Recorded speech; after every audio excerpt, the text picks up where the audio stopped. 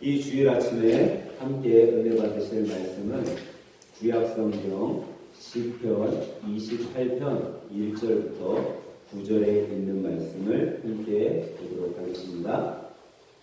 여호와여, 내가 주께 부르짖으오니 나의 반석이여, 내게 귀를 막지 마소서. 주께서 내게 잠잠하시면 내가 무덤에 내려가는 자와 같을까 하나이다. 내가 주의 성소를 향하여 나의 손을 들고 주께 부르짖을 때에 나의 간구하는 소리를 들으소서. 악인과 행악하는 자와 함께 나를 끌지 마옵소서. 저희는 그 이웃에게 화평을 말하나 그 마음에는 악독이 있나이다. 저희의 행사와 그 행위의 악한 대로 갚으시며 저희 손에 지은 대로 갚아 그 마땅히 받을 것으로 보응하소서. 저희는 여호와의 행하신 일과 손으로 지으신 것을 생각지 아니하므로 여호와께서 저희를 파괴하고 건설치 아니하시기로다. 여호와를 찬송하며 내 간구하는 소리를 들으심이로다. 여호와는 나의 힘과 나의 방패시니 내 마음이 저를 의지하여 도움을 얻었도다. 그러므로 내 마음이 크게 기뻐하며 내 노래로 저를 찬송하리로다. 여호와는 저희의 힘이시요 그 기름 부음 받은 자의 구원의 산성이시로다. 주의 백성을 구원하시며 주의 산업에 복을 주시고 또 저희의 목자가 되사 영원토록 주십소서. 아멘. 할렐루야. 우리 이 아침에 옆에 분과 인사할 때 이렇게 질문하면서 인사해 보도록 합니다. 성도님은 어떤 사람이세요? 하고 질문하면서 인사하도록 합니다. 성도님은 어떤 사람이세요? 그럼 대답을 해야겠죠? 제가 좀 특별한 사람입니다 하고 인사합니다. 제가 좀 특별한 사람입니다. 여러분, 지난 한 주 동안 우리가 우리나라에 이태원 사고로 인해 온 나라가 떠들썩하게 한 주를 보내고 있고 지금도 보내고 있습니다. 156명이나 되는 젊은이들이 죽었고 또 191명이나 되는 젊은이들이 또 중경상을 부상을 입었다고 뉴스가 전해지고 있습니다. 사망자 대부분이 20, 30대 친구들이었고 뭐 10대도 있었지만 대부분은 20, 30대 젊은이들이 대다수였습니다. 저는 이 뉴스를 보면서 뜻하지 않은 죽음에 좀 가슴도 아팠지만 그 큰 사고로 인해 두 가지를 좀 생각해 보게 되었습니다. 그 하나는 지금 우리나라의 청소년들과 젊은이들이 정말 무엇이 소중한지를 모르고 있음을 좀 생각해 보게 되었습니다. 그리고 또 하나는 우리 믿음의 청소들까지도 정말 누가 아닌 자신이 가장 특별한 존재라는 것을 우리 교회부터 먼저 알려야겠다는 생각을 하게 되었습니다. 사실 그러면서 이 사고가 난 것에 대해서는 너무나 어처구니가 없고 또 그 속에서 아파하면서 생사의 기로를 달리했던 청소년들과 청년들이 왜 거기에 있어야만 했을까? 왜 다른 것도 아닌 할로윈 전야제 할로윈 데이라고 하는 그날 왜 거기에 이렇게 그 수많은 청소년 청년들이 모여 있어야만 했을까를 생각해 보게 되었습니다. 근데 만약 우리 청소년들과 청년들이 자신이 정말 특별한 존재라는 것을 알고 있었다면, 깨닫고 있었다면 아마 우리 청년들이 누구를 이렇게 보기 위해 쫓아가거나 세상에 어떤 것을 찾기 위해 간 것이 아니라 아마 자신이 정말 특별한 존재라는 것을 알았다면 내가 쫓아가는 것이 아니라 누가 쫓아갔겠어요? 세상이 나를 쫓아오게 만들었을 거예요. 그럼 아마 사고가 난 그곳에 우리 청년들이 있지 않았을 수도 있다라는 생각을 해보게 되었습니다. 근데 사실 이런 큰 사고나 어려움은 우리가 생각하지 못하게 우리에게 찾아올 때가 있다라는 거예요. 내가 알지 못하는 순간. 아마 거기에 있었던 청소년들이 그렇게 사람들이 밀집되는 그 순간까지도 이렇게 큰 사고가 날 거라고 생각지 못했을 거야. 그리고 사람들이 이렇게 밀리면서 이렇게 몸이 붙으면서 내려가면서도 야, 설사 내가 여기서 넘어졌다고 죽기야 하겠어? 아마 이런 생각을 했을지도 모릅니다. 하지만 이미 사건은 일어났고 사고가 터졌습니다. 근데 이런 사건과 사고 속에 사람들이 너무나 아파할 수 있다라는 거예요. 아마 여러분과 저도 이런 어려움이 나에게 닥쳐왔다라면은, 아마 우리 가족에게 이런 일이 일어났다고 하면 너무나도 힘들고 그 시기가 너무나도 나에게 아픔과 상처가 되는 시기가 될 겁니다. 근데 이런 어려움과 아픔이 있을 때 우리는요, 그 아픔과 상처로 인해 번민하기보다 내 자신을 오히려 더 격려해야 된다는 거예요. 이런 사고가 일어나고 나에게 큰 상처, 아픔이 올 때요, 내 스스로가 나를 격려하지 못하고 또 내가 나에게 위로하지 못하면요, 그 사건과 사고로 인해 나에게는 더 큰 파급 효과가 오게 된다는 거예요. 그러니까 살아는 있지만 사람들이 그 순간 사고를 당해서 어려움을 겪고 죽은 사람도 있지만 산 사람들이요, 살았다고 좋은 게 아니잖아요. 그래서 뭐가 생긴다고 해요? 사람들이 트라우마가 생긴다고 합니다. 그런데 이 트라우마가 오지 않게 하기 위해서는요, 어떤 사고와 아픔 그런 것들이 있을 때 내가 내 스스로 나에게 격려해야 된다는 거예요. 내 자신에게 말을 걸어줘야 된다는 거예요. 내 안에 있는 나에게 위로를 해줘야 된다는 거예요. 우리 자신에게 더욱 격려가 필요하다라는 겁니다. 여러분, 하나님께서는 여러분과 저에게 어떤 처지에 놓여 있든지 하나님께서 얼마든지 도와주실 수 있다는 거예요. 굽은 길은 하나님께서 펴주실 수 있고요, 거친 길은 부드럽게 평탄하게 해주실 수 있는 분이 하나님이시라는 거예요. 낙심과 절망에 빠져있는 우리들을요, 충분히 하나님께서는 회복시켜 주실 수 있다는 거죠. 왜냐하면 하나님께서 우주 만물을 창조하신 창조주이시기 때문이에요. 성경은 분명 우리들에게 이렇게 말씀하고 있어요. 시편 95편 5절에 보면 바다가 그의 것이라 그가 만드셨고 육지가 그의 손으로 지으셨도다라고 말씀하고 있어요. 그러니까 온 천하가 다 누가 만드셨다고요? 여호와 하나님께서 만드셨어요. 그러니까 하나님께서 만드셨기 때문에 모든 생명의 주관자이신 하나님께서 이 세상의 어떤 어려움과 아픔, 고통 속에서도 우리를 건져주시고 회복시켜 주실 수 있다는 거예요. 그리고 우리가 어떤 어려움과 상처에 있다 하더라도 그것을 충분히 이겨낼 수 있는 능력을 여러분과 저에게 이미 주셨다는 거예요. 그래서 하나님께서는 요한복음 1장 12절 우리가 너무나 잘 아는 말씀을 우리들에게 일깨워주고 있는 거예요. 영접하는 자, 곧 그 이름을 믿는 자들에게는 뭐를 주셨다고요? 하나님의 자녀가 되는 권세를 주셨다라고 말씀하고 있다는 거예요. 여러분, 하나님의 자녀가 되는 권세, 이게 어떤 권세인 것 같아요? 하나님은 아무에게나 권세를 주시지 않았다는 거예요. 하나님께서는 특별한 존재인 사람들에게 하나님의 권세를 주셨어요. 이 권세는요, 다른 말로 하면 능력이라고 할 수 있죠. 마가복음 16장 17, 18절에 보면 하나님을 믿는 자에게 이런 표적이 따르리니 곧 저희가 내 이름으로 귀신을 쫓아내며 새 방언을 말하며 뱀을 잡으며 무슨 독을 마실지라도 해를 당하지 아니하며 병든 사람에게 손을 얹은 즉 나으리라 라고 말씀했어요. 이건 다시 말해서 하나님이 여러분과 저에게 뭘 주셨다고요? 능력을 주셨다는 거예요. 능력. 여러분과 저는 이미 능력을 받았어요. 하나님은 왜 능력을 주셨냐? 우리가 특별한 존재이기 때문에. 하나님이 보셨을 때 여러분과 저가 너무나 특별한 존재이기 때문에 능력을 주시고 기름을 부어주셨어요. 여러분과 저를요, 세상에 그냥 일반 사람들과 똑같이 하나님은 대우하시지 않으셨다는 거예요. 베드로전서 2장 9절에 보면 오직 너희는 택하신 족속이요 왕같은 제사장들이요 거룩한 나라요 그의 소유된 백성이니 이는 너희를 어두운 데서 불러내어 그의 기이한 빛에 들어가게 하신 자의 아름다운 덕을 선전하게 하려 하심이라 라고 말씀하고 있습니다. 하나님은 여러분과 저를 기름 부어주시고 하나님의 자녀로 삶아주시고 특별한 존재로서 능력을 주셨다는 거예요.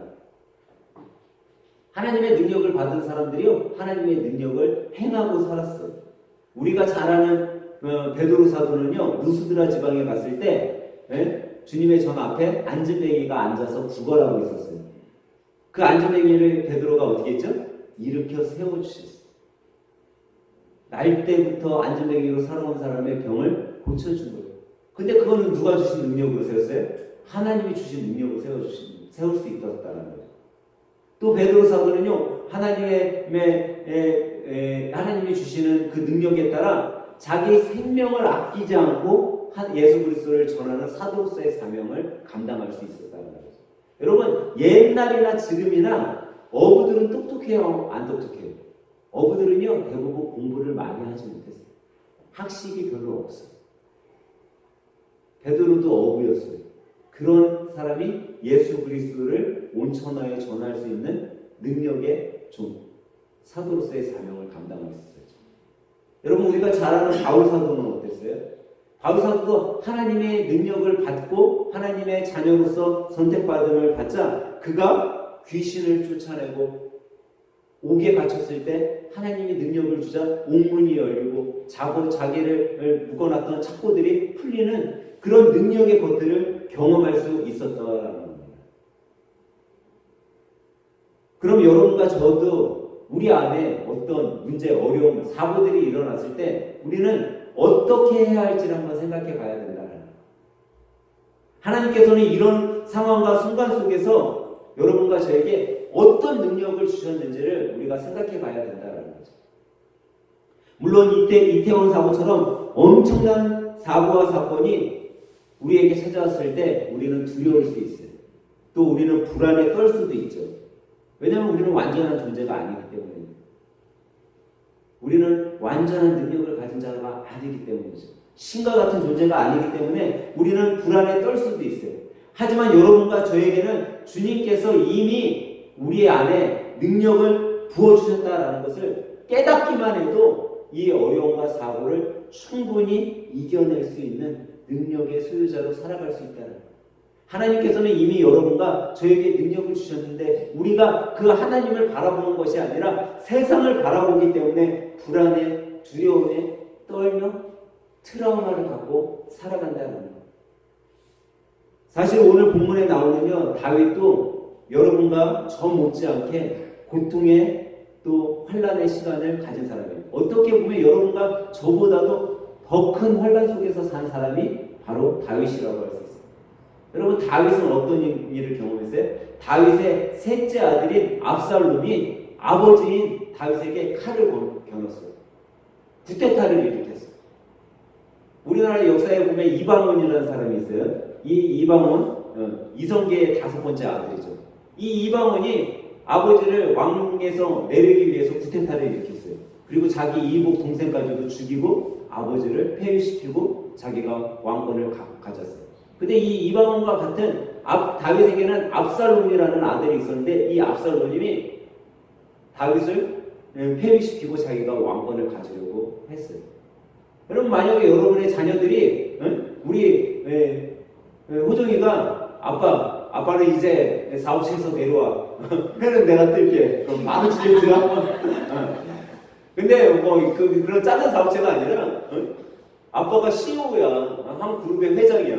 근데 칼을 드러내더니 아버지는 이제 지는 해입니다. 내려오십시오.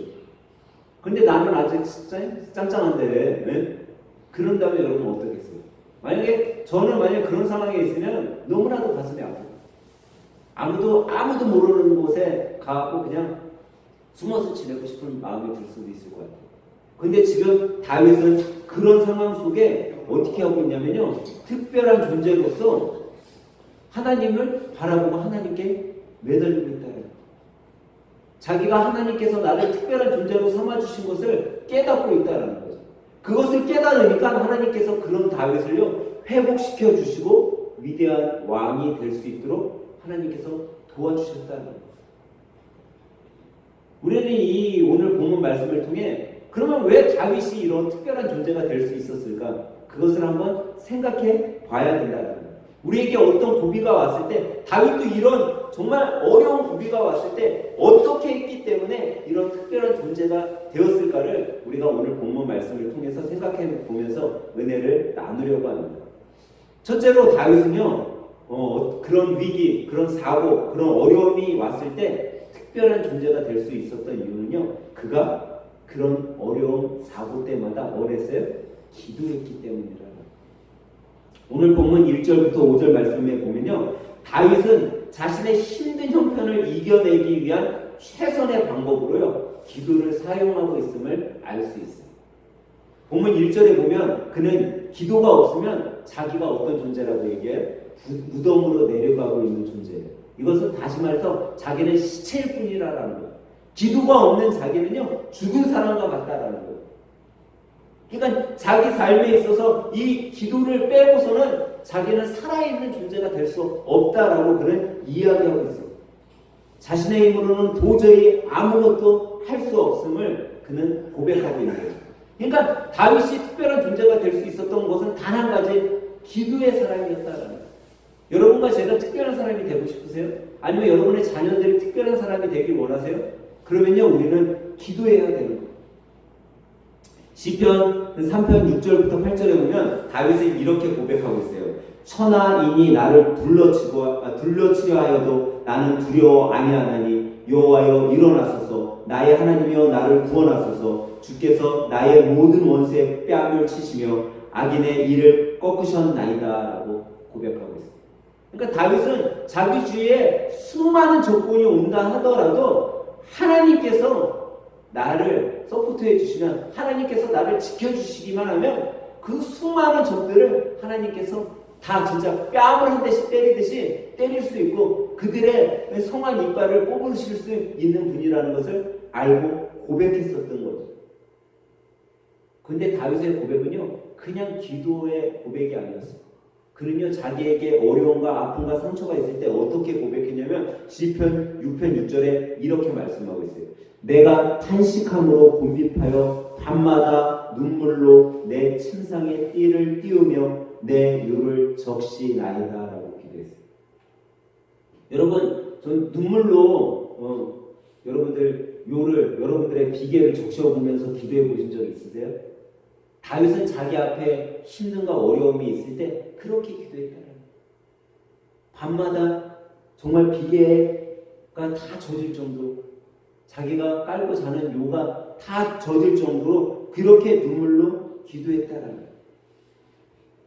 여러분, 우리 앞에 어려움이 있거나 정말 국가적 재난, 국가적 사고, 어려움을 정말 회복하고 싶다면 여러분, 우리는요, 눈물로써 기도해야 돼요. 내 비계를 적실 정도의 기도를 해야 돼요. 이것은 다윗뿐만이 아니었어요. 성경의 수많은 위대한 성인들이요, 이렇게 기도했기 때문에 그들이 되었었던 거죠. 우리가 잘 아는 야곱은 어때요?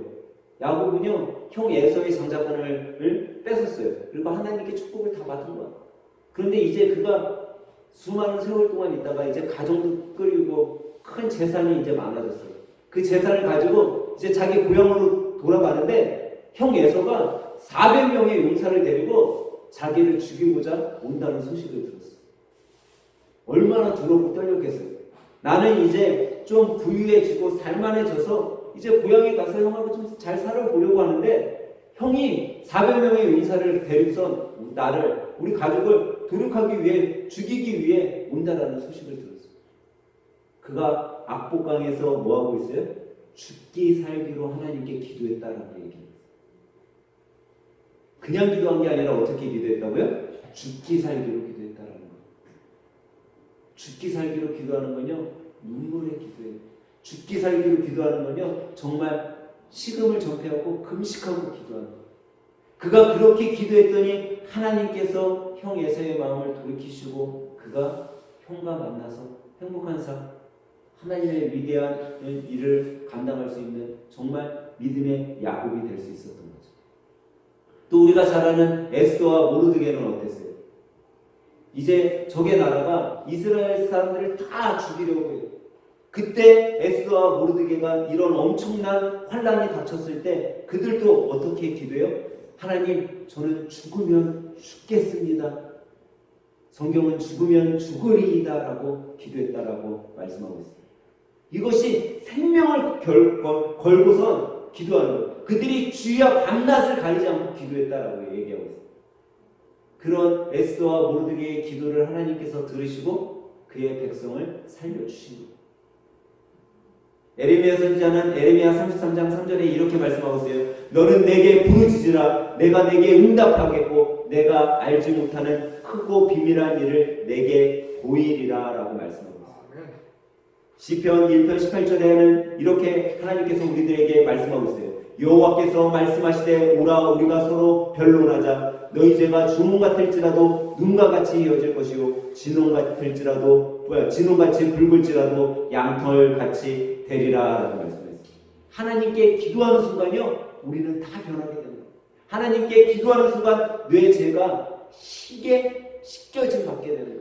하나님께 기도하는 순간 모든 것들이 응답받게 되고요 우리가 알지 못한 크고 비밀한 일들이 이루어지는 거예요. 오늘 예배 참석한 여러분들은 기도의 제목이 있으세요? 여러분은 어떤 어려움에 혹시 처해 있으세요? 아니면 회복하고 싶은 부분들이 있어요? 아니면 직장에서, 아니면 사업장에서 사람들과의 관계를 회복하고 싶으세요? 아니면 가정에서 자녀들과 회복하고 싶으세요? 우리가 이런 어떤 문제가 있을 때 여러분 사실 우리의 노력, 정말 우리의 애씀으로는요 조금은 지연시킬 수 있을지 몰라요. 조금은 좋아지는 것 같을지도 몰라요. 그런데요 완전한 해결, 그 근본적인 해결은요 우리가 할 수 없다는 거예요. 그렇기 때문에 여러분과 우리가 유일하게 근본적인 완전한 해결을 하기 위해서 나에게 능력 주시는 주님 앞에 기도해야 된다는 거예요.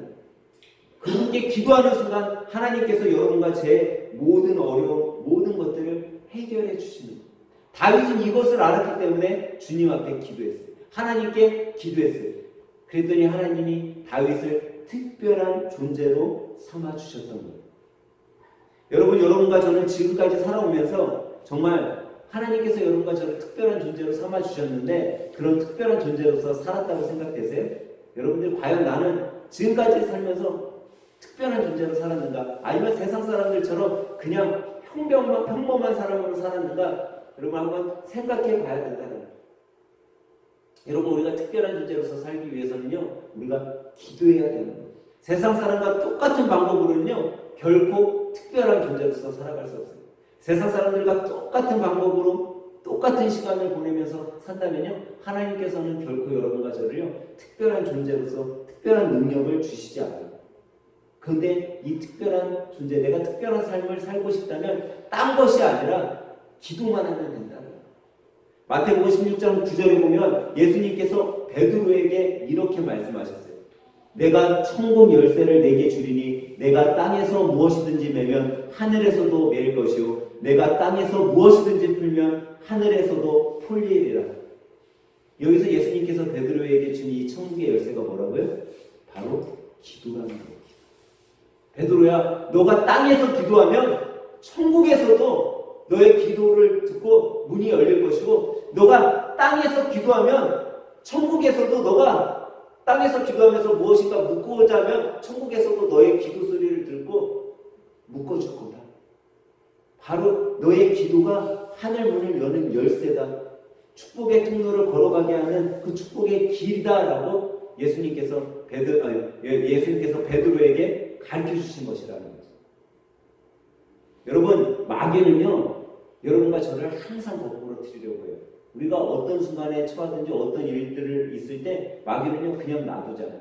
여러분 사업을 할 때 그런 거 많이 느끼실 거예요. 정말 조금만 더 잘 되면 너무 잘 될 것 같은데, 조금만 잘 되면 정말 괜찮을 것 같은데, 근데 옆집에서 괜히 시비를 거, 지나가던 사람이 괜히 시비를 거, 우리 손님도 아닌 사람이 와가지고 괜히 해코지.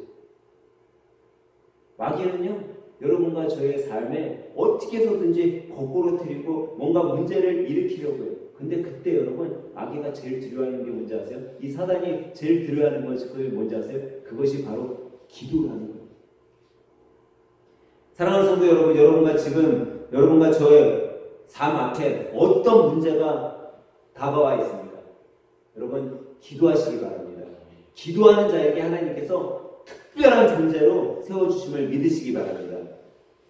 근데 여러분, 기도는요 내가 먼저 해야 됩니다.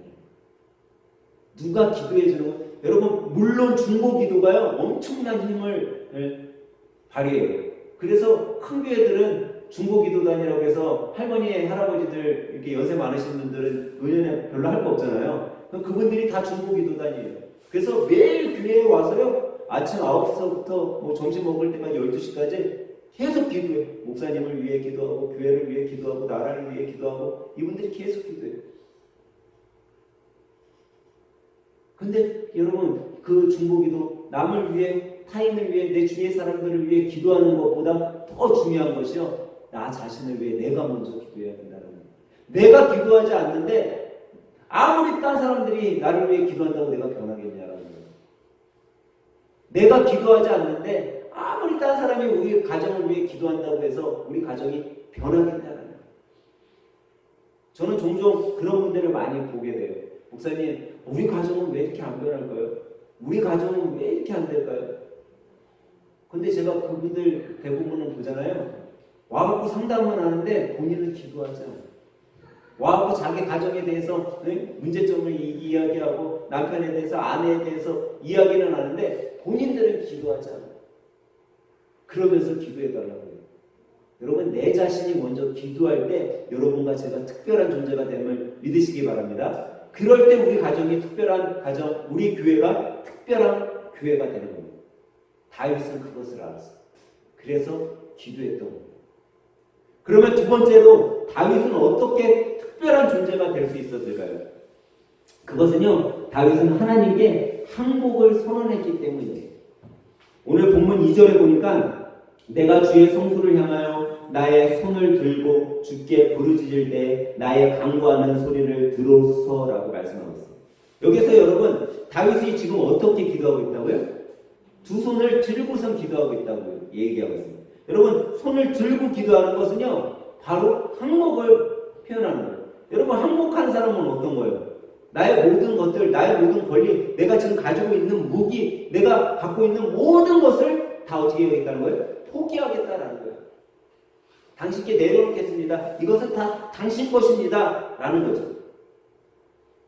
다윗은요, 자기의 모든 권리, 왕으로서의 갖고 있던 모든 능력, 이런 모든 것들을 다 하나님 앞에 손을 들고 포기한 거예요.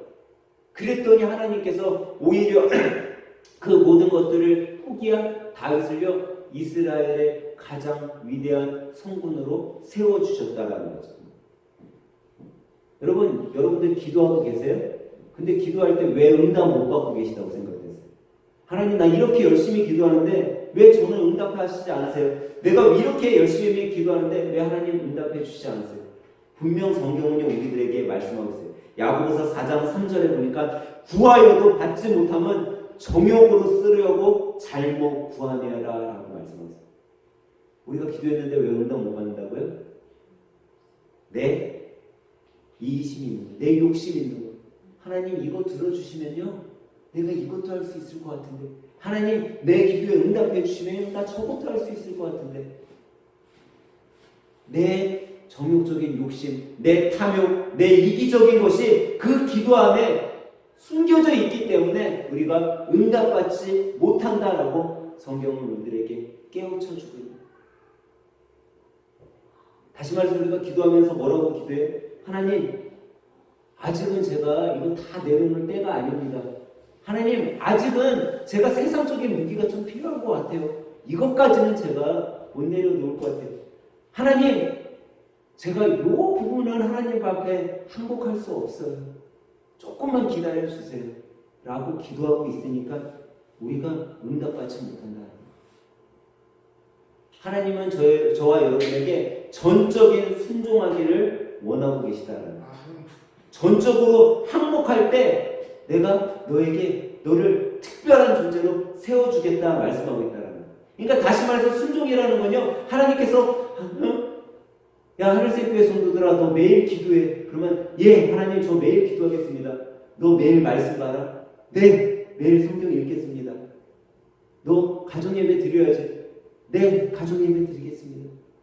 너 세상에 그렇게 즐겨하던 것 이제는 끊도록 해라. 네 알겠습니다. 제가 그렇게 즐겨하면 그렇게 습관적으로 해왔던 거 하나님께서 끊으시라면 제가 지금이라도 당장 끊겠습니다 하고 내려놓을 때, 두 손 들고 주님 앞에 나갈 때, 항복할 때 하나님께서 여러분과 저를 다윗처럼 특별한 존재로 세워주신다는 거예요. 여러분 영화 같은 데도 보면요 강도가 이제 경찰들하고 대치를 해요. 그러다가 그가 나 이제 항복합니다 하면은 강도가 어떻게 하고 나가? 자기 무기 다 내려놓고 손 들고 나오잖아요. 근데 강도가 저 항복합니다 하면서 총은 겨누고 나와. 그럼 어떻게 하겠어요?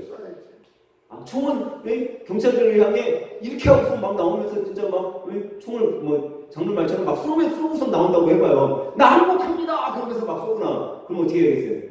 사살해서 죽일 거예요. 그건 항복이 아니니까. 항복은 진짜 자기 거를 다 내려놓고 자기 무기를 다 내려놓고 손을 들고 정말 손수건을 흔들면서 나 항복하겠습니다 하고 나오는 사람, 자기의 모든 것을 다 내려놓은 사람이 그 사람이 행복한 사람이라고. 여러분과 제가 특별한 존재가 되기 위해서는요, 우리의 모든 것을 다 내려놔야 된다. 여러분, 질병을 갖고 있는 사람은 치료받기를 원해요. 가난을 갖고 있는 사람은요, 그 가난에서 헤어져 나오기를 원해요. 정신적 고통을 갖고 있는 사람은요, 평안을 얻기를 원해요. 그런데 이것을 얻기 위해서는요, 우리가 전적으로 하나님 앞에 기도해야 된다는 거예요. 항복의 기도를 해야지 된다는 거예요. 제가 항복의 기도, 다윗은 어떻게 했다고요? 자기 침상을 적시는 기도를 했다고 했어요. 눈물 콧물 흘리면서 참회의 기도를 할 때, 회개의 눈물의 기도를 할 때 하나님께서요 그를 특별한 존재로 세워주시는 거예요. 이 항복의 기도를 하는 자가 세워지는 거죠. 여러분, 바울 사도가 왜 그 위대한 사도가 될 수 있었다고 생각하세요? 그가 담에게서 예수님을 경험했을 때 그가 어떻게 했어요? 자기 머리를 무릎에 쳐박고 땅에 엎드려 주님께 기도했어요. 자기의 잘못을 다 회개하면서 기도했어요. 그가 그런 참회의 기도, 항복의 기도, 나는 이제 주님을 위해 쓰임받는 자가 되겠다라는 항복을 선언했을 때 예수 그리스도께서 그를 최고 위대한 사도로 만들어 주시고, 여러분, 바울 사도는요 엄청난 학벌을 갖고 있던 사람이에요. 여러분, 바울 사도는요 잘 사는 집의 아들이었어요. 재산도 있었어요. 그는요 권세도 있었어요. 그런데 그가 어때요? 그 학벌 다 포기했어요. 재산 다 포기했어요. 그는 어느 정도까지 했어요? 장가 가지 않고 예수 그리스도, 나는 정욕도 다 포기하겠습니다 주님.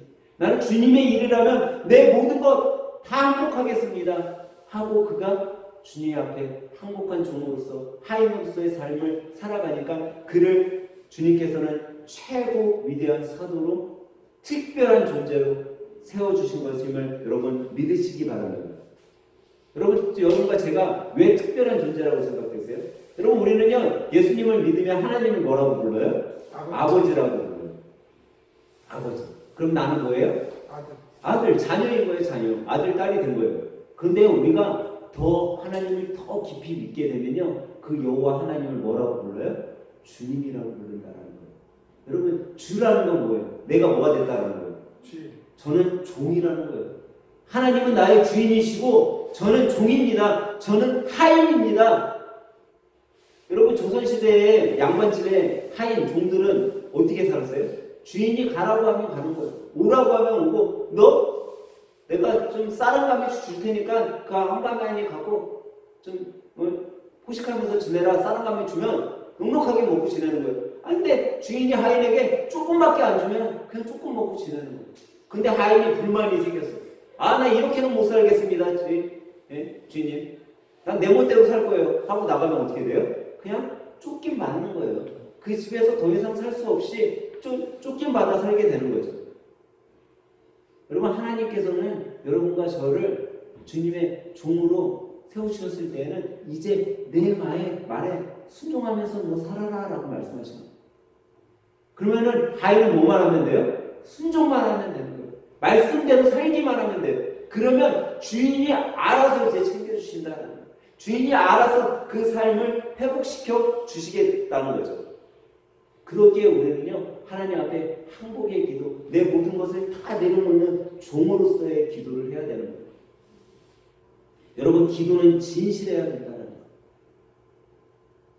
보통 이제 연말이 지나고 이제 새해가 되면요 사람들이 예수님 믿는 사람들 중에도 많은 것들을, 세상적인 습관들을 끊으려고 노력하는 분들이 있어요.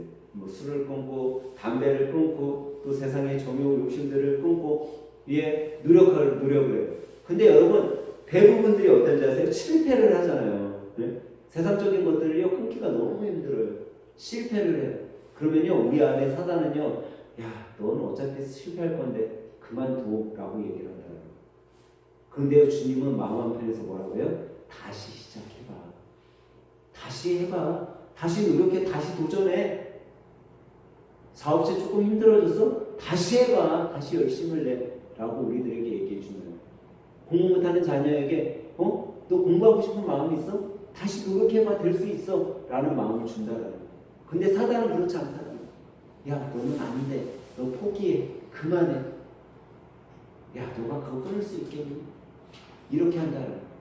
우리를 자꾸 특별한 존재가 아닌 미련한 존재로 만든다는 거예요. 근데 여러분과 제가 내 세상적인 것들을 다 내려놓고 내려놓을 때 주님께서는요 여러분과 저를요 특별한 존재로 세워주신다는 거예요. 예전에 어떤 목사님이 목회를 하는데 이 목사님이 목회를 열심히 하다 보니까 교회가 점점 부흥이 되더래요. 교회가 부흥되니까 뭐 성도들도 많아지겠죠. 그러니까 성도들이 많아지니까 막 이제 여러 소리가 들리는 거예요. 아 목사님 목회는요 이런 스타일로 하셔야 되고요. 목회는 이렇게 하셔야 됩니다. 막 여러 소리가 들리더래요. 그러니까 교회 작을 때는 자기 스타일대로 하면서 기쁨이 있었는데 그런 소리가 들리면서 아 내가 이렇게 목회를 바꿔야 되나 하고 그런 소리에 귀를 기울이다 보니까 이렇게도 해보고 저렇게도 해보는데 기쁨이 하나도 없다는 거예요. 그러면서 점점 오히려 더 아 내가 이제 목회를 포기해야 되나 그런 생각이 들었대요. 근데 어느 날 잠을 자는데 꿈을 꾸는데 자기가 들판을 막 가는데 하늘에 비행기들이 막 새까맣게 뜨더니 폭탄을 막 떨어뜨리는 거예요. 근데 거기에 자기 막 10m 앞에서 폭탄이 떨어지고 막 그런데 그걸 겨우 피해가지고 오두막 같은 데를 들어가서 숨었는데 적군이 오두막 안에 들어왔다는 거예요. 이제 그 적군들한테 잡히기만 하면 뭐 돼요? 죽게 되는 거예요. 근데 거기 오두막에 적군들이 들어왔는데 자기를 발견해요? 못 발견하고 그냥 지나간 거예요. 그런데 그 속에서 하나님의 음성이 들리는 거예요. 내가 너를 내 날개 아래 품어뒀으니 아무도 너를 해치지 못할 거다. 걱정하지 말아라. 그런 음성이 자기한테 오더라는 거예요. 그러고 난 다음에 그 목사님 귀에 로마서 8장 35절이 아주 분명하게 들리더래요. 누가 우리를 그리스도의 사랑에서 끊으리요? 환난이나 공고나 핍박이나 기근이나 적신이나 위험이나 칼이냐. 우리가 주님의 자녀가 되는 순간 여러분과 저를요 예수님의 그 사랑에서 세상의 어떤 것도 우리를 끊을 수 없음을 여러분 깨달으시기 바랍니다. 우리는 그런 존재로 하나님께서 세워주셨다라는 거예요. 근데 그런 존재가 되기 위해서 단 한 가지 여러분과 저에게 꼭 필요한 것이 있는데 그것이 뭐냐면 바로 항복해야 된다는 거. 주님께 내 모든 것을 주님께 내려놓고 항복해야 된다는 거. 여러분 오늘 말씀을 정리하도록 하겠습니다. 여러분과 저는 어떤 존재라고요? 여러분과 저는요 특별한 존재입니다. 세상을 찾아다니고 세상에 인기 있는 사람을 쫓아다니는 존재가 아니라 세상이 우리를 쫓아다니게 하는 그런 특별한 존재라는 거예요. 왜냐하면 여러분과 저는요 기쁠 때나 슬플 때나 좋을 때나 어려울 때나 우리는 기도하는 존재이기 때문에 우리는 특별한 존재인 거예요.